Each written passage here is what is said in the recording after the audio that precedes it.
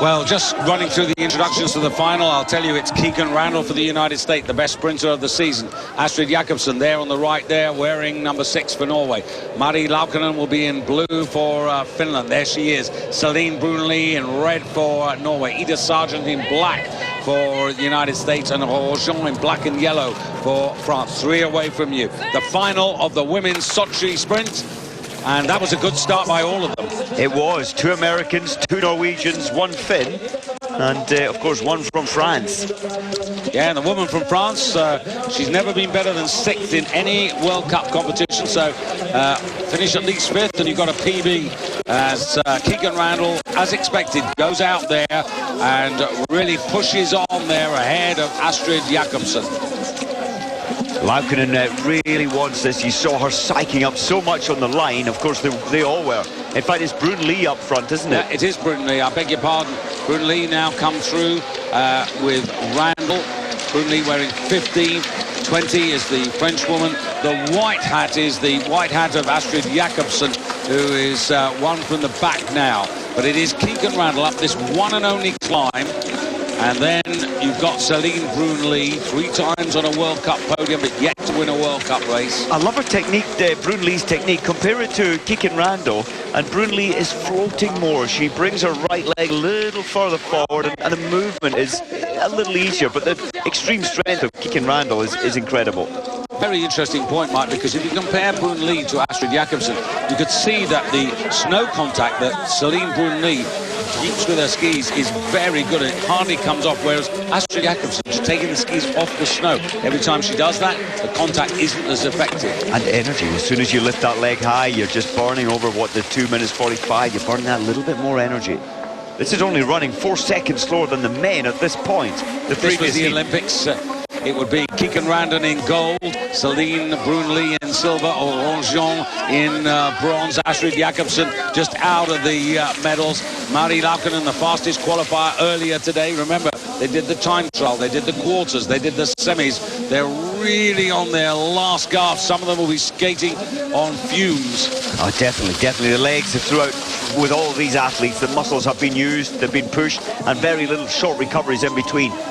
So Keegan Randall, this will be her 3rd success of the season if she stays where she is in the front there. Celine Brunelli, she's never won one of these. She's been 3rd. 2nd would be really good. Rojon at the moment in the bronze medal position. That would be a big personal best. It would be her 1st ever World Cup podium as it stands. Astrid Jakobsen, Mari Laukkanen's run out of gas, and Ida Sargent likewise, but Keegan Randall burns on. Rojon vying there with Celine Brunelli for 2nd place, just behind Astrid Jakobsen. But it's Keegan Randall heading for victory, sprint number 3 of the season, and 100 World Cup points. Rojon, personal best in 2nd, and then in 3rd, Celine Brunelli on the podium yet again. But Keegan Randall, she is the sprint star.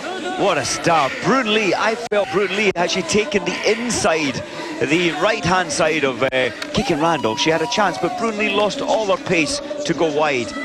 Jean took the advantage. And Keegan Randall, world silver medalist in 2009 in Liberec, and she'll surely go, despite the fact that Marit Bjørgen will be there, despite the fact that Micah Kaspersen follow, but Keegan Randall, I think, will be perceived to be the pre-World Championship favourite for the sprints in Val di Fiemme. I think so, and I suppose we haven't said too much about Kowalczyk, who only qualified in, what, 46th position this morning, and she really hasn't got her skating, her freestyle up to a high level this season. And you'd think on a course like this, where strength and endurance really comes into play, that Kowalczyk would have done it, but who knows? You know, Kowalczyk's raced every World Cup race. You sort of wonder whether even the great Kowalczyk ought to be thinking about a little break and getting out of the World Cup scene to set herself up for the World Championships. Oh, but she's so hardwired, isn't she, for success? But, I mean, Kowalczyk, although it was 43rd position, she was only 1.6 seconds away from qualifying. Well, Kowalczyk, it's not her day, and we shouldn't give her too much airtime. What we should do is to applaud these 3, because they deserve this sort of little lap of honour. You can see there a great number of workers. You're not real spectators, I have to say here, because it's pretty hard. Everybody came here on a charter flight with the visas. In Russia, we say to the Russians, why is it so hard to get into your country? And they say, it is paradise. To come to paradise, you have to be special. Yeah. So we're here, I'm sure, from Keegan Randall. Men's final still to come. But have a look at this. Celine Brunelli didn't really do anything wrong at all, Mike, until, as you said, right at the business end of the race. Everything about Brunelli in second place there, it was stride for stride, and it was behind an athlete at the front. You've got the wind, the drag factor slightly. I thought Brunelli set herself up for a win.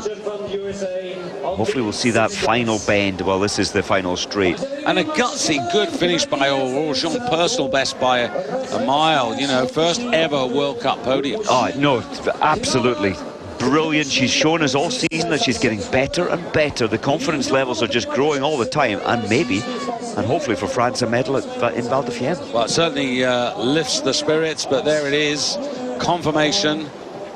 And you can see Mari Laukkanen, fastest in qualification, but she had nothing left in her legs for the final. Your third victory of the season, your first win since January 1st in Val Mistère. How does it feel? It feels great. You know, it's really fun to be here at the Laura venue, getting a taste of what we'll see next year, and just really happy to feel strong today. A little bit of illness this week didn't seem to affect you too much today. Yeah, you know, when you have to be in bed and you don't get to ski, you really want to get out and ski. So I was just happy to be out here today. Well, congratulations, and looking forward to back here next year. Thanks, can't wait, 1 year.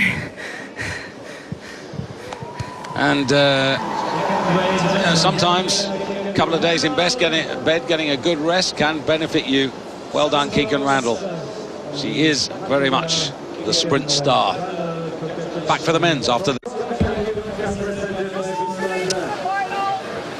Okay, Mike, there's the lineup. Oh, what a lineup. And you know, this could be the lineup next year for the gold medals on the same track.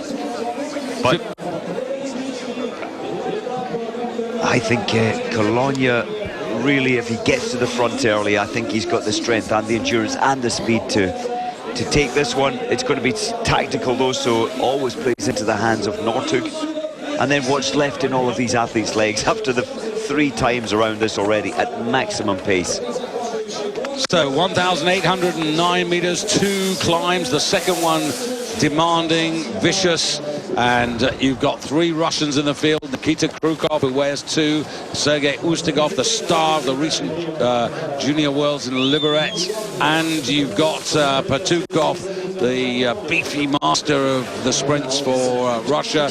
You've got the head waiter, David Hoffer, for Italy in there, and of course you've got the unpredictable and always dangerous Peter Northug, who will be certainly challenging Dario Cologne, who will use strength and tactics to try and win this one.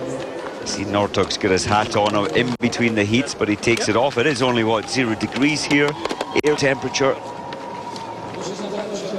But these men, of course, like the women, they've raced those time trials and then the quarters and then the semis. So this is 4th time of asking, and it's not short of 2 kilometers. So that's almost 8 kilometers of intense racing.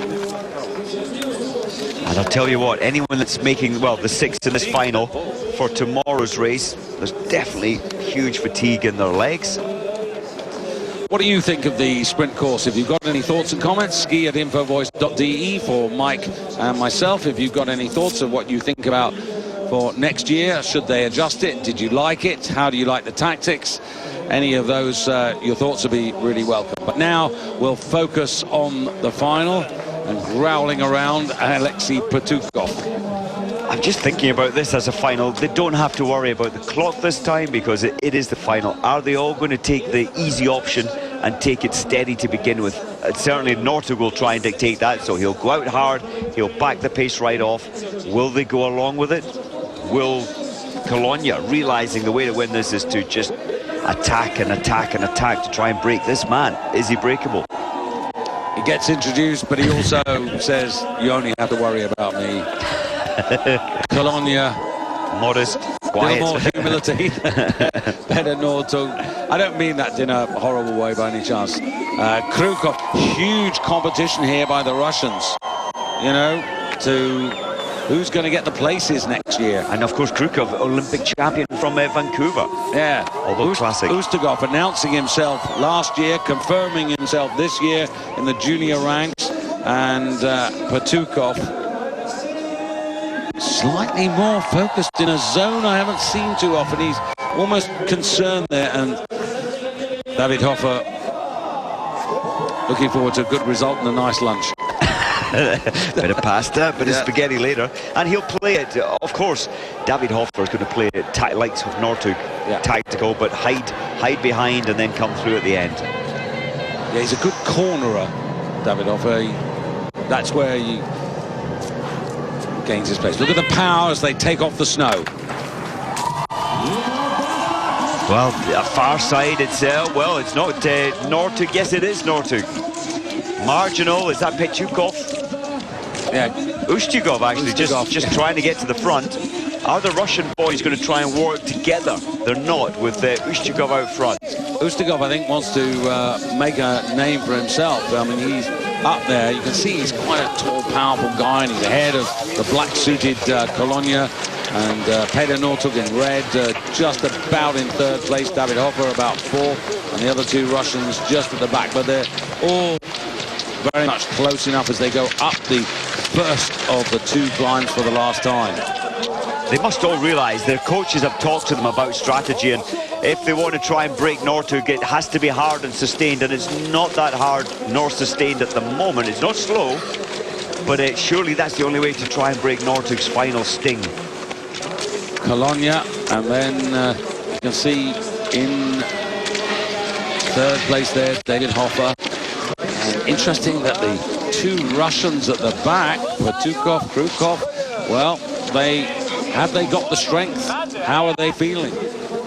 Because Ustugov is doing the job. If you're thinking there's tactics, was he sent out to have a steady pace to keep the two top sprinters behind? Is there something in that?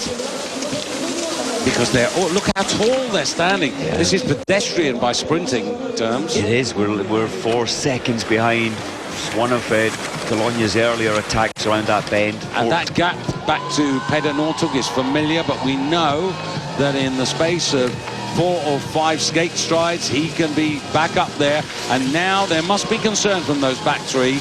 The gap is a little bit uncomfortably large. But watch Nortug from last. He's going to attack around this bend. He'll take it on the inside, and he can pull time back like no other man in the field. On the inside, as I said, he'll go from 6th to 3rd, and then he'll still put himself in this one. And you saw Kolonya there take it over from Ustugov, now to bring his strength and endurance, but Ustugov counter-attacks, Hofer in 3rd, and then Peter Nortug. Krukov looks at a man burnt out at the moment, but it's still a way to go. Hofer, now this is an early attack for David Hofer. This is out of character, usually waits a little bit later, but different tactics, and obviously feeling really good about himself today. The power's there. Now he's got to sustain this right up the whole of this hill, and that camera angle, it doesn't really tell you how steep this is. This hill is hell. It's the toughest hill they do in sprint racing, and they've still got a little bit to go. David Hofer, this is completely unexpected for him to take the lead at this stage. And this is a man who comes from Santa Cristina in Val Gardena in Gruden, very close to the famous Camel Bumps Alpine race there. Great centre of skiing, coached by Gianfranco Pizzio, and a man who's had 58 starts, including today's, and yet to stand on a World Cup podium, but he's got a major chance now. Nortug 2nd, Kolonya 3rd. And here, Hofer still commanding, Nortug getting closer by every skating step. Kolonya in there as well. And now hunting a little bit closer, Ustugov, and also closing up the other Russians, but now David Hofer goes for it. Now Nortug chasing him hard. Kolonya in 3rd place. Nortug on the far side. Hofer on the near side. Kolonya chasing as well. 5 just behind is Ustugov. Nortug comes through, it's 100 World Cup points, and he makes it look easy, and into second place goes Colonia. David Hofer on a World Cup podium for the first time. Oh, brilliant, brilliant performance from him, and well done to Nortug. He is the master of tactics, of intimidation, and what an athlete. He can do such a lot from 6th to 3rd in an instant, and all he needs to be there is in the hunt at the last 200, and he can win these things. It's the extra gears, isn't it? You know, it's his confidence. If you've got 6 gears, he's got a 7th one. And that's because of the strength of his thoughts. The mind is saying, okay, I'm going to take them on no matter what. I can do this. I can pull back 15 metres. And it's demoralising because when they know that he's in that sort of form, and he you know, creeps up on your shoulder, they know, and you just go like that. But look at Hofer, rightfully, absolutely delighted. So well done, your first World Cup podium. Ah, wonderful. And David Hofer, he tried. The brain was saying win this one, but he didn't quite have it. And look at the Russians, 4th, 5th, and 6th. So the visitors did the home nation well and truly. And that's well, he's acknowledging them, but he's also reminding them of who he is. I'm not sure we'll get time to have a few words with Petter Northug. It will be lovely to hear from him. Just a reminder, though, that so much more to come from Sochi. Dress rehearsals, skiathlon, women's and men's tomorrow in the morning, 10:45. That's Central European time, and he'll be involved again, Petter Northug. Time for us to go. For myself, David Goldstrom, thank you. Mike, last words with you. Hey, this man, Northug, is amazing. He can pull it out of the bag at any time.